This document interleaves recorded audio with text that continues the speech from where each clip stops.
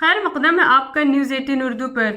Melbourne में खेले गए चौथे टेस्ट मैच में ऑस्ट्रेलिया के खिलाफ भारत को 184 रनों से हार का सामना करना पड़ा। इसी हार के साथ टीम इंडिया सीरीज में 1-2 से पीछे हो गई। दूसरी पारी में यशस्वी जायसवाल का बल्ला जमकर चला, जबकि रोहित शर्मा और विराट कोहली फ्लॉप रहे। यशस्वी जायसवाल के आउट होने के बाद भारी बवाल हुआ और थर्ड अंपायर के फैसले पर भी सवाल उठे।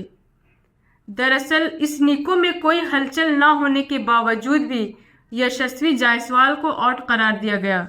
यशस्वी जायसवाल 84 रन बनाकर आउट हुए।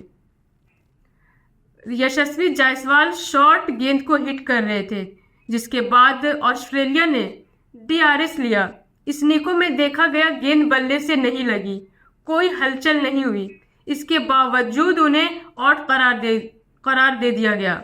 वहीं अब सीरीज का 5वां और आखिरी मुकाबला 3 जनवरी से सिडनी में खेला जाना है। इसके साथ ही इजाज़त दीजिए और बाकी की खबरों के लिए न्यूज़ 18 उर्दू के साथ बने रहिए। शुक्रिया, फ़ी अमानिल्लाह।